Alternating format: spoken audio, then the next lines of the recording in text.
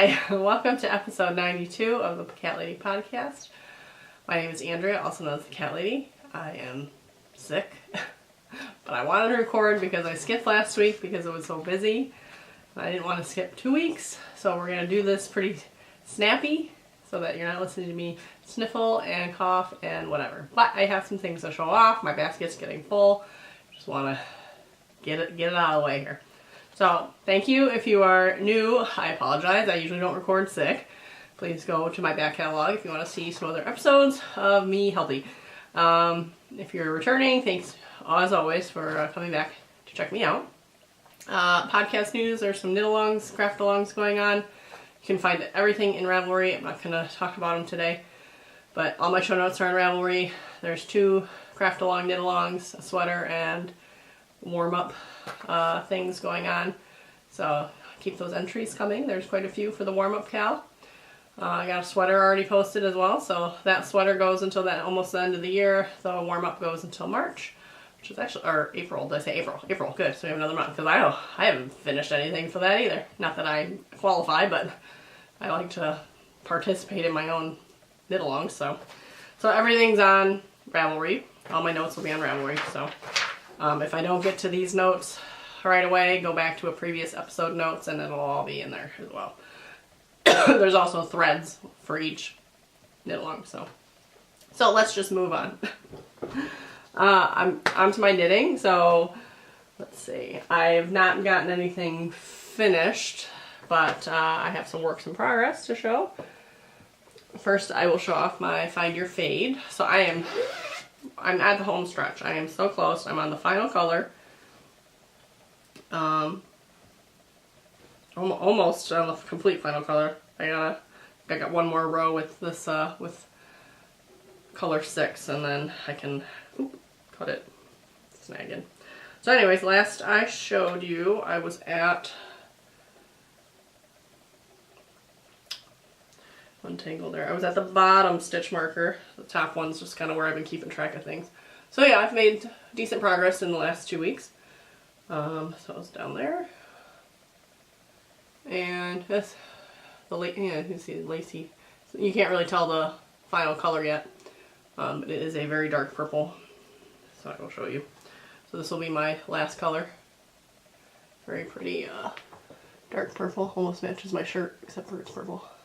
It's definitely a winey reddish purple. Maybe it's more purple. It looks more reddish on the screen, but it's pretty purple.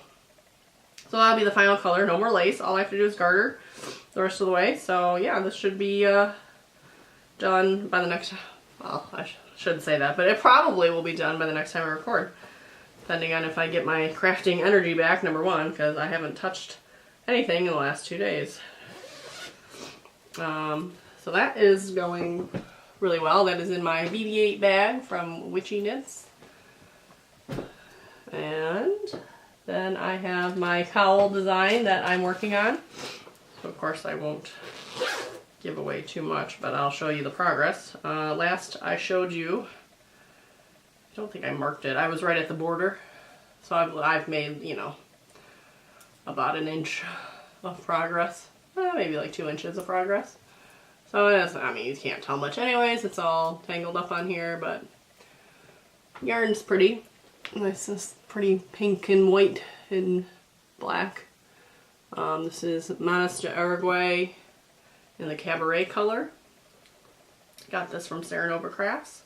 She had a whole sweater quantity and decided she was never going to make a sweater out of it because it's pretty busy for a sweater. I totally understand. So she ended up giving away a few of the skeins, so that was very nice, and so I snagged one of those.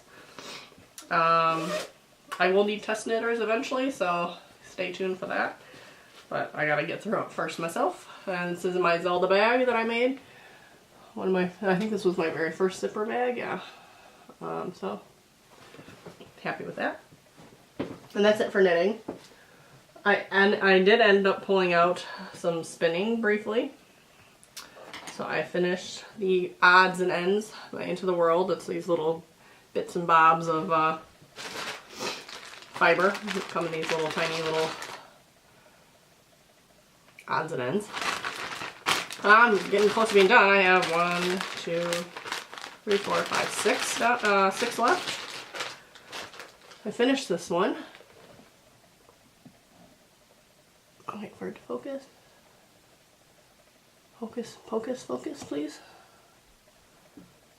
It's too far. Anyways. But yeah, it's a pretty like dark blue and teal. God, this one's kind of scratchy. I don't know what I'm going to do with these, but I thought I'd like to find a way to incorporate them all into, like, this is my second bag of them, so I have another whole bag that's done. And I'd love to incorporate them into something, but I don't know what. So then I got pretty far, actually, on this next one. So this one's like a purple and goes into, it almost reminds me of a flower. So you got the purple and then you have like greens, like a stem, so like a violets or something. So this is on my Snyder spindle. If you can say that. I got the kitty cat cutouts. And this is living in my Chasing Acorns Star Wars bag. This is one of my favorite bags. I like it's got like a nylon on the inside. So it's good to keep my fiber in because it doesn't stick.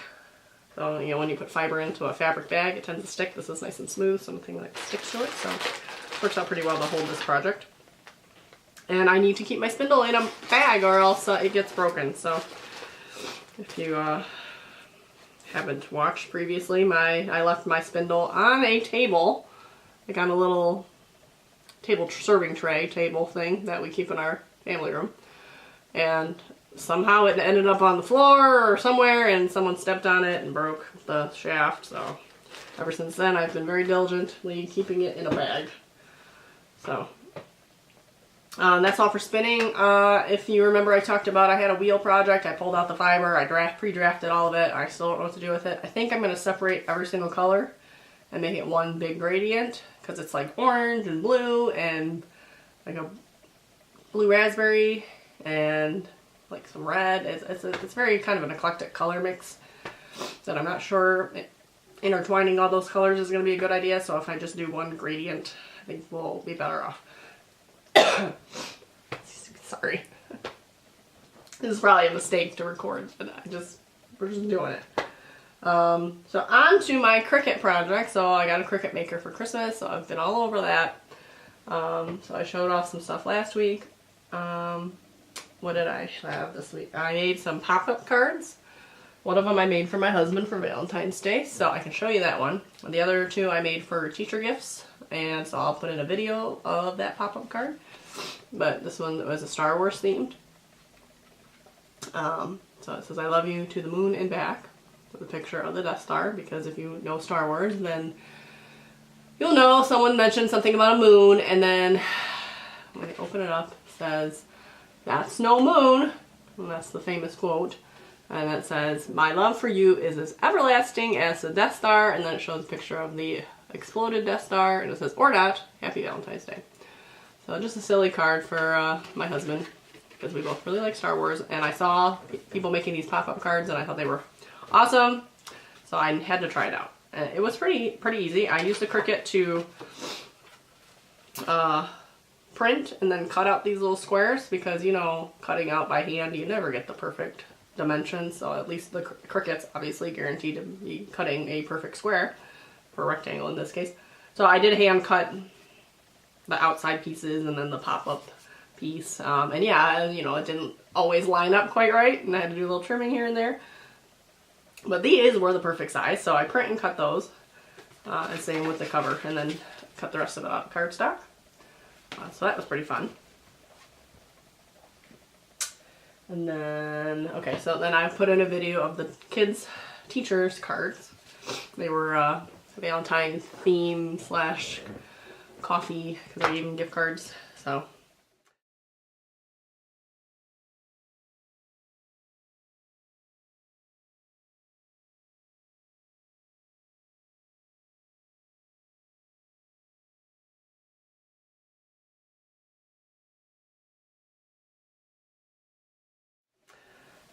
Next I made, so last week I talked about, or last time I recorded, I talked about something called a reverse canvas, and I didn't have anything, I just showed you a canvas that I dug out of the basement.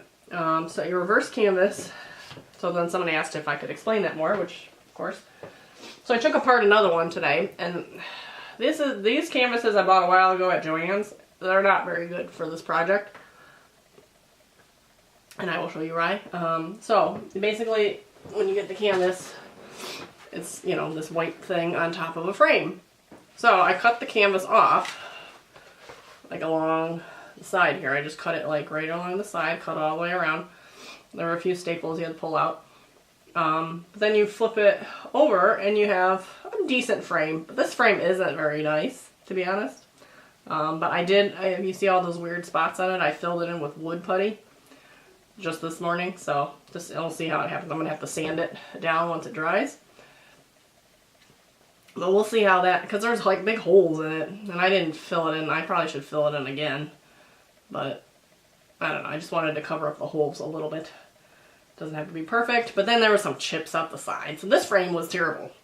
So I don't even know if I'll use this frame or if I'll get some kind of other frame or do something else with this canvas. But this is the canvas. And then what you do with it. So I made one. And to be honest, actually, what did I? Okay. So this is the one I showed off still as a canvas. So this is what you do with it. You then put the canvas back on after you put your vinyl or whatever, and then put it on in reverse. Hence reverse canvas. Paint the frame. But this frame is weird. It's got all these weird holes in it. So I don't quite understand. So I bought some more canvas from Michael's to make, again, I want to use it for teacher gifts, for teacher appreciation, which isn't until May. But I did a terrible job painting this too. Just looking now. But anyways, this was more of a late night project. I just once I get something in my head, you know, I want to do it right away. And the first tutorials I read said use a staple gun to re-staple on. So I bought myself a staple gun, but I think I'm gonna take it back because then I saw another one that said just use these push pins, and that worked out great. Or just use a hot glue gun. So I think I might return the staple gun because I don't really have a need for a staple gun for anything else. So, but yeah, this was my quickie reverse canvas project. So it's one of those established family signs. And it's just been sitting in my family room. I like it. I just don't like the frame. So, but this was an 8x10 canvas. So the inside is only 5x7. This was an 11x14 canvas, so it looks like about more of an 8x10 in the middle. So yeah, but once I paint that, it'll probably be okay, or you could stain it, but I think I might just paint it. Maybe I'll paint it like black so that it kind of will hide more of the imperfections. I kind of liked the gray for this just because, and then the dark blue probably looks black, but it's a really dark blue. And this was with press-on vinyl. You can also, it's a permanent press-on vinyl, but you can also use the heat transfer vinyl that you use for t-shirts. So I might try that next time. Some people say it's easier, which I agree. This was a little tricky. The vinyl, you really had to peel it, push it, peel it, push it, peel it, push it, because it really didn't want to stick right away. But then once it was on, you know, you pushed it on good. Someone mentioned throwing the iron on top of it just to heat it up, soften it up, and push it on. And yeah, I mean, it's on there good now. It's not coming off. So, but it was more of a patience game. So that's a reverse canvas. Stay tuned. There'll be more of those coming. I did my phone. I made a graphic for my phone case. My phone case is terrible, so this was really just to play around and test it out. I liked the graphic I picked. Emily picked the color. I don't like the color as much because it's kind of dark, but I don't care. Again, it was just for fun. So it's got a kitty cat and polka dots.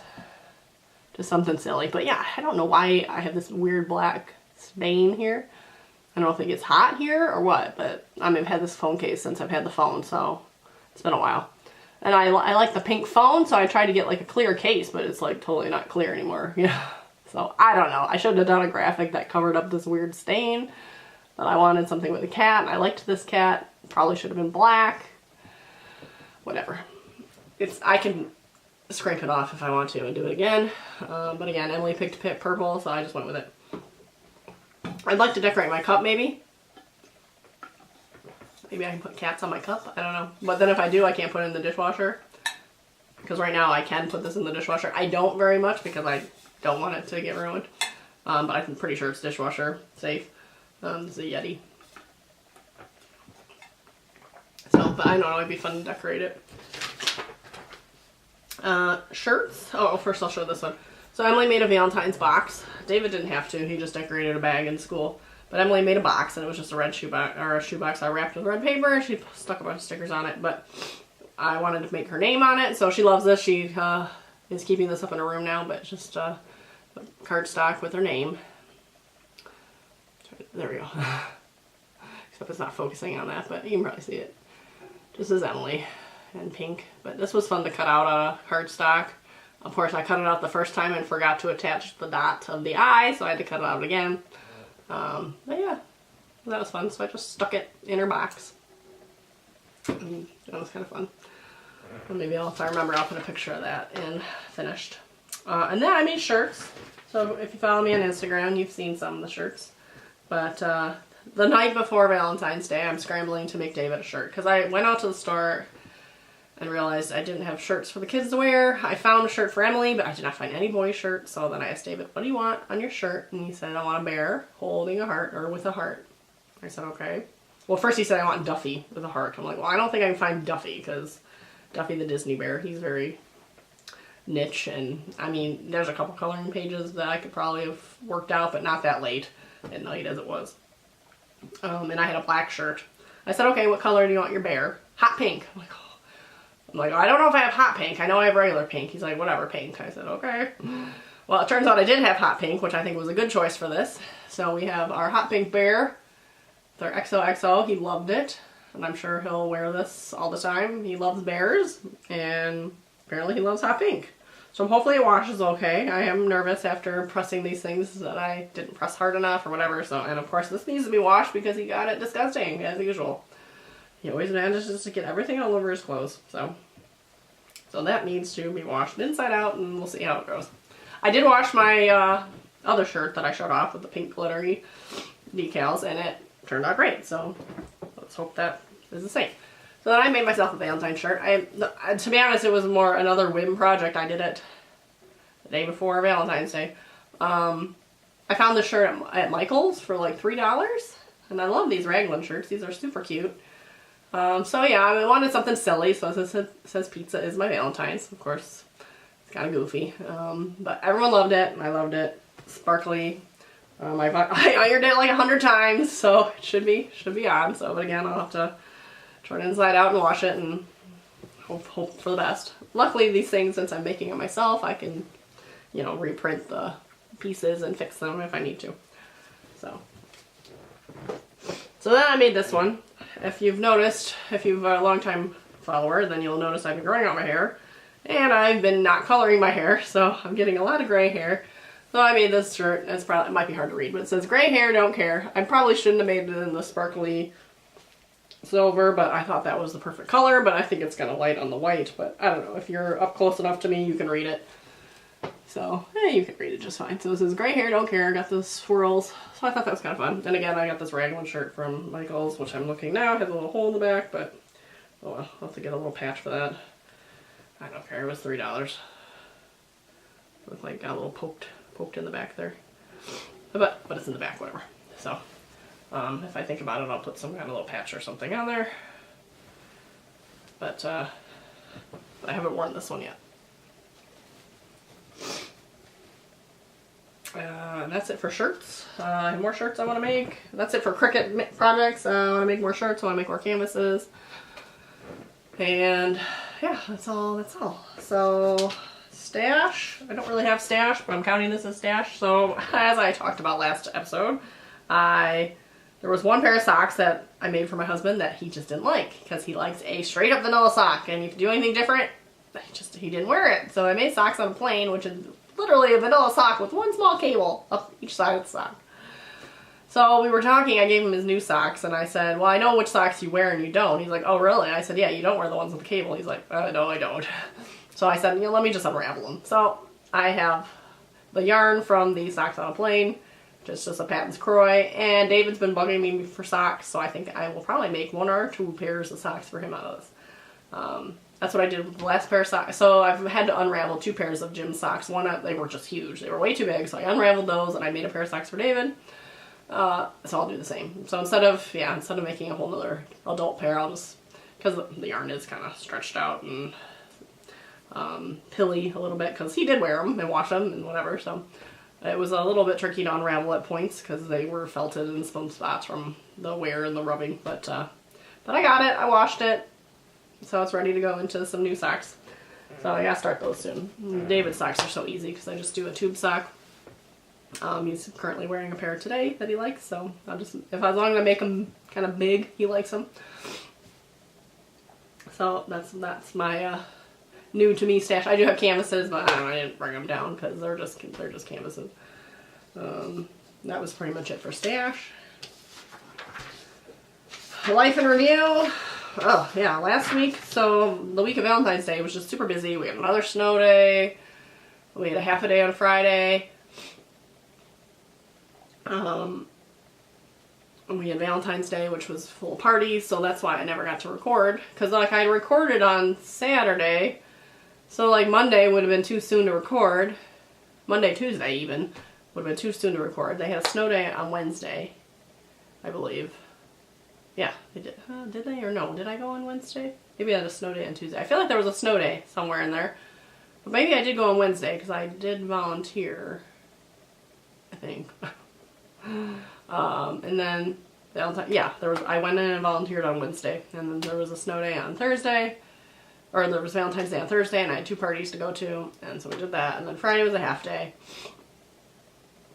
So I lost track of time to record, and then, sorry, my nose was starting to run, I didn't bring a tissue.